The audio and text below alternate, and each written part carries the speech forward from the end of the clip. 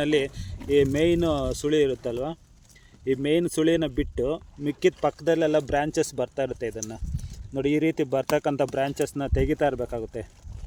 ಹೂಕೋಸು ಕೃಷಿಗೆ ಮತ್ತು ಬ್ರಕ್ಕೋಲಿಗೆ ಹೋಲಿಸ್ಕೊಂಡ್ರೆ ಇದೇ ಮೇಯ್ನ್. ನೋಡಿ, ಈಗ ಚೇಂಜ್ ಮಾಡಿ ಕೊಡ್ತಾ ಇರಬೇಕಾದ್ರೆ ಈಗ ಫ್ಲವರ್ ಬರೋ ಸ್ಟೇಜ್ಗೆ ಯಾವ ರೀತಿ ಕೊಡಬೇಕು, ಗಿಡದ ಬೆಳವಣಿಗೆ ಹಂತದಲ್ಲಿ ಯಾವುದು ಕೊಡಬೇಕು, ಇದನ್ನು ನಿರ್ಧಾರ ಮಾಡಿ ನೀವು ಬದಲಾವಣೆ ಮಾಡಿದಾಗ ಉತ್ತಮವಾಗಿರ್ತಕ್ಕಂಥ ಬ್ರಕ್ಕೋಲಿ. ಒಂದು ಡ್ರಿಪ್ಲೆಟ್ರಲ್ಲಿ ಈ ಕಡೆ ಎಡಗಡೆ ಮತ್ತು ಬಲಗಡೆ ಎರಡು ಕಡೆನೂ ಒಂದು ವೈರಲ್ಲಿ 2 ಸಾಲು ಮಾಡಿರೋದನ್ನು ನೀವು ಗಮನಿಸ್ಬೋದು. ಇದು ಸಸಿ ನಾಟಿ ಮಾಡಿದಾಗಿಂದ 2 ತಿಂಗಳಲ್ಲಿ 60ರಿಂದ 65 ದಿನದಲ್ಲಿ ನಮಗೆ ಇಳುವರಿ ಸಿಗುತ್ತೆ. ನಮಸ್ಕಾರ ನಮ್ಮ ವೀಕ್ಷಕರಿಗೆ ಎಲ್ಲರೂ ನಮ್ಮ ಚಾನಲ್ಗೆ ಸ್ವಾಗತ. ಇವತ್ತಿನ ವಿಚಾರ ಏನಂದರೆ ಬ್ರಕ್ಕೋಲಿ ಕೃಷಿ. ಸಾಮಾನ್ಯವಾಗಿ ಬ್ರಕ್ಕೋಲಿ ಇತ್ತೀಚೆಗೆ ಅಂದರೆ ಮುಂಚೆ ರೈತರು ಹೂಕೋಸನ್ನು ಬೆಳೀತಾರಲ್ಲ, ಅದೇ ರೀತಿ ಇತ್ತೀಚೆಗೆ ಬ್ರಕ್ಕೋಲಿನೂ ಅಷ್ಟೇ ಪ್ರಸಿದ್ಧಿ ಬೆಳ್ಕೊಂಡಾಗಂತ ಅದು ಕೃಷಿ ಅಂತ ಹೇಳ್ಬೋದು.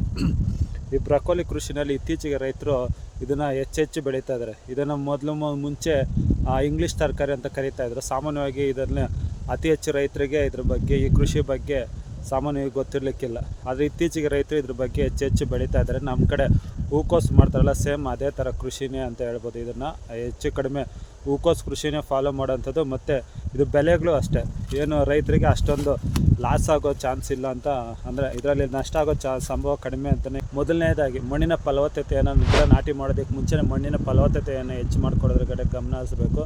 ಹಾಗೆಯೇ ನಮಗೆ ಸಾಲಿಂದ ಸಾಲಿಗೆ ಅಂತರ ಅಂದರೆ 3 ಅಡಿನಲ್ಲಿ 2 ಲೈನ್ ಹಾಕಿರ್ತೀವಿ.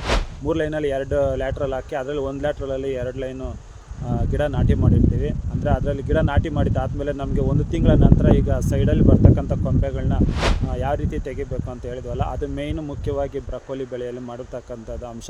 ಇನ್ನು ರೋಗ ಬಾಧೆ, ಕೀಟ ಬಾಧೆಗಳು ಎಲ್ಲನೂ ನೀವು ಗಮನಿಸಬೇಕಾದ್ರೆ ಸಾಮಾನ್ಯವಾಗಿ ಹೂಕೋಸಿನ ಕೃಷಿಯಲ್ಲಿ ಯಾವ ರೀತಿ ರೋಗ ಬಾಧೆ ಮತ್ತು ಕೀಟ ಬಾಧೆ ಇರುತ್ತೆ, ಸೇಮ್ ಅದೇ ಇಲ್ಲೂ ಫಾಲೋ ಮಾಡಬೇಕಾಗುತ್ತೆ.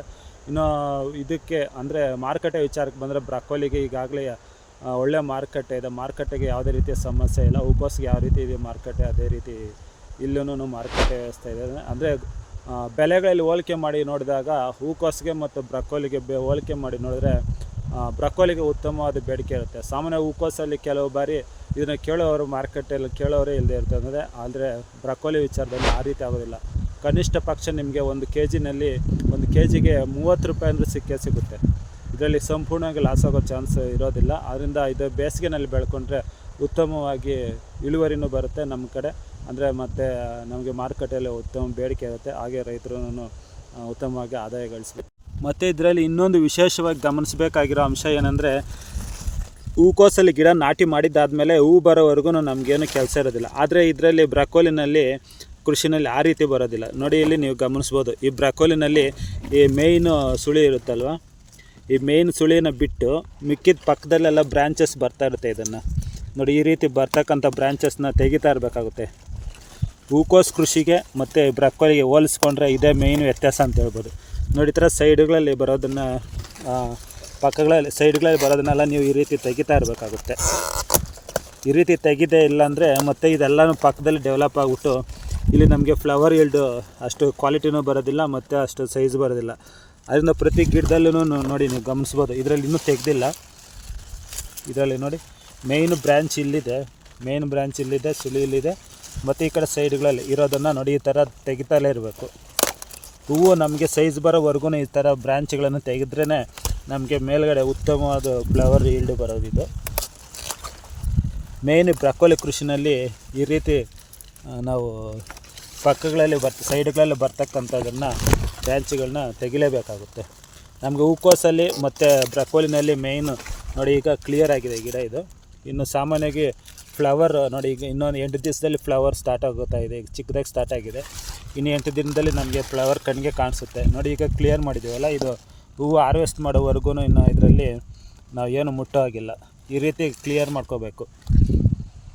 ಸುಮಾರು 3 ಅಡಿಗೆ 2 ಲೈನು 3 ಅಡಿಗೆ 2 ವೈರ್ ಹಾಕಿದ್ದಾರೆ. ಅಂದರೆ ವೈರ್ ಅಂದರೆ ಡ್ರಿಪ್ ಲ್ಯಾಟ್ರಲ್ 3 ಅಡಿಗೆ 2 ಹಾಕ್ಕೊಂಡಿದ್ದಾರೆ. 1.5 ಅಡಿನಲ್ಲಿ ಒಂದೊಂದು ಡ್ರಿಪ್ ಲ್ಯಾಟ್ರಲ್ ಹಾಕಿ ಅದರಲ್ಲಿ ಮತ್ತು 1 ಲೈನ್ಗೆ 1 ಡ್ರಿಪ್ ಲ್ಯಾಟ್ರಲ್ಗೆ 2 ಲೈನ್ ಥರ ಗಿಡ ನಾಟಿ ಮಾಡಿದ್ದಾರೆ. ಇದು ನೀವು ಗಮನಿಸ್ಬೋದು. ಇಲ್ಲಿ ನೋಡಿ, ಈಗ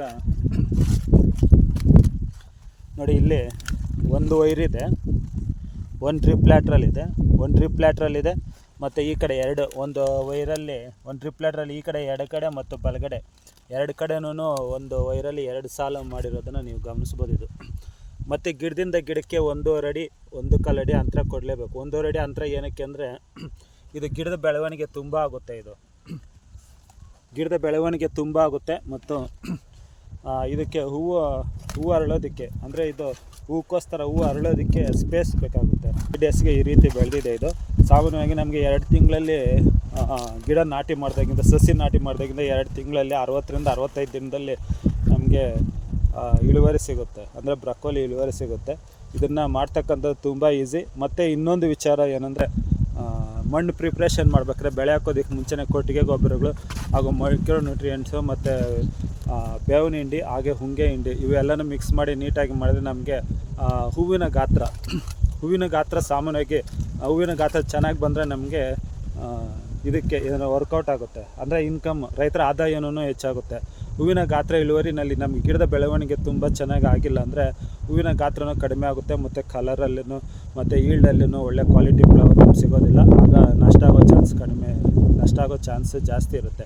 ಆದರೆ ರೈತರು ಸಾಮಾನ್ಯವಾಗಿ ನಾಟಿ ಮಾಡೋದಕ್ಕೆ ಮುಂಚೆನೇ ಭೂಮಿನ ಫಲವತ್ತತೆಯನ್ನು ಹೆಚ್ಚು ಮಾಡ್ಕೋಬೇಕು. ಇದನ್ನು ಇನ್ನು ಯಾವ ರೀತಿ ಮಾಡಬೇಕಂದ್ರೆ ಮಾರ್ಕೆಟಲ್ಲಿ ಅಂದರೆ ಈ ಮಾಲ್ಗಳಲ್ಲಿ ಇರುತ್ತಲ್ಲ, ಕಂಪ್ನಿಗಳಲ್ಲಿ ಇದನ್ನು ಪೀಸ್ ಲೆಕ್ಕ ತಗೊತಾರೆ. ಈಗ ಸದ್ಯದ ಪರಿಸ್ಥಿತಿನಲ್ಲಿ ಒಂದು ಪೀಸ್ಗೆ 80 ರೂಪೀಸಿಂದ 70ಇಂದ 80 ರೂಪೀಸ್ವರೆಗಿದೆ. ಅಂದರೆ ಕೆ ಜಿ ಲೆಕ್ಕದಲ್ಲಿ ಮಾರ್ಕೆಟ್ಗಳಲ್ಲಿ ಸಾಮಾನ್ಯವಾಗಿ ಒಳ್ಳೆ ಬೆಲೆ ಇದೆ, 120ರಿಂದ 130 ರೂಪಾಯಿ ಇದೆ ಕೆ ಜಿಗೆ. ಅದರಿಂದ ಇದು ಕಡಿಮೆ ಬೆಲೆ ಅಂದ್ರೂ ನಮಗೆ 30 ರೂಪಾಯಿ ಕೆಳಗಡೆ ಅಂತೂ ಬರೋದಿಲ್ಲ. ಅದರಿಂದ ಒಂದು ಹೂವು ನಮಗೆ 300ರಿಂದ 400 ಗ್ರಾಮ್ ಬಂದರೆ ರೈತರಿಗೆ ನಷ್ಟ ಆಗೋ ಚಾನ್ಸ್ ಕಡಿಮೆ ಇರುತ್ತೆ. ಅದರಿಂದ ಬ್ರಕ್ಕೋಲಿನ ತುಂಬ ಈಸಿಯಾಗಿ ಮಾಡ್ಬೋದು. ಹಾಗೆ ಇದರಲ್ಲಿ ಸಾಮಾನ್ಯವಾಗಿ ಕೀಟ ಬಾಧೆ ಅದು ಎಲ್ಲ ನಿಮಗೆ ಸಾಮಾನ್ಯವಾಗಿ ಗೊತ್ತೇ ಇರುತ್ತೆ. ಇದು ಕಾಲಕ್ಕೆ ತಕ್ಕಂತೆ ಅದರಲ್ಲಿ ಯಾವ ರೀತಿ ಕೀಟ ಬಾಧೆ ಇದೆ ಅದನ್ನು ನೋಡಿಕೊಂಡು ಅದರ ಮುಖಾಂತರ ಅದಕ್ಕೆ ಸರಿಯಾಗಿ ಔಷಧಿಗಳನ್ನು ನೀವು ಸಿಂಪಡಣೆ ಮಾಡ್ಕೋಬೋದು.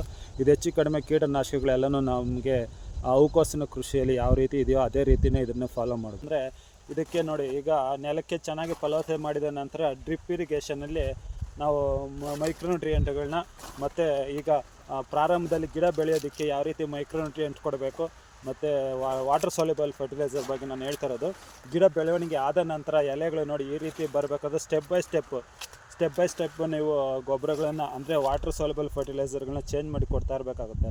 ನೋಡಿ, ಈಗ ಚೇಂಜ್ ಮಾಡಿ ಕೊಡ್ತಾ ಇರಬೇಕಾದ್ರೆ ಈಗ ಫ್ಲವರ್ ಬರೋ ಸ್ಟೇಜ್ಗೆ ಯಾವ ರೀತಿ ಕೊಡಬೇಕು, ಗಿಡದ ಬೆಳವಣಿಗೆ ಹಂತದಲ್ಲಿ ಯಾವುದು ಕೊಡಬೇಕು, ಇದನ್ನು ನಿರ್ಧಾರ ಮಾಡಿ ನೀವು ಬದಲಾವಣೆ ಮಾಡಿದಾಗ ಉತ್ತಮವಾಗಿರ್ತಕ್ಕಂಥ ಬ್ರಕ್ಕೋಲಿ ಬೆಳೆಯನ್ನು ಅದೇ ಇಳುವರಿನ ನೀವು ಪಡಿಬೋದು.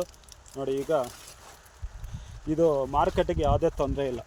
ಇದು ಕೆಲವು ಬಾರಿ ಪೀಸ್ ಲೆಕ್ಕನೂ ಹೋಗುತ್ತೆ ಮತ್ತು ನಿಮಗೆ ಕೆ ಜಿ ಲೆಕ್ಕನೂ ಮಾರ್ಕೆಟಿನಲ್ಲಿ ಮಾರಾಟವಾಗುತ್ತೆ. ಇದು ಅಥವಾ ಮಾಲುಗಳಲ್ಲೂ ಒಳ್ಳೆ ಡಿಮ್ಯಾಂಡ್ ಇರುತ್ತೆ. ಇದೇ ರೀತಿ ನಮ್ಮ ವೀಕ್ಷಕರಿಗೋಸ್ಕರ ಕೃಷಿ ಸಂಬಂಧಿತ ವಿಡಿಯೋಗಳನ್ನು ಮಾಡ್ತಾ